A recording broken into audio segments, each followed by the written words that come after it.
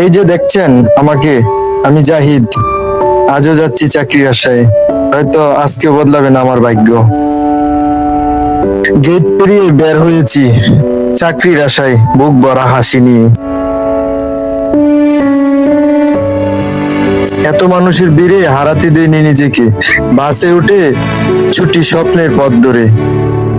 এবার চাকরিটা হবে তো, সেই কথা চিন্তা করে সামনের দিকে পা বাড়াচ্ছিলাম।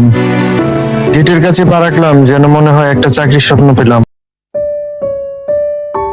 গেট থেকে বের হলাম, কিন্তু স্বপ্ন আজও অসম্পূর্ণ, চাকরিটা হলো না।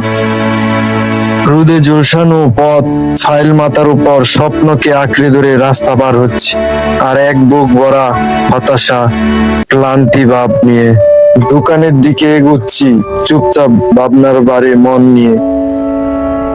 চোখে খাবারের তীব্র আকাঙ্ক্ষা, কিন্তু কিছুই করার নেই।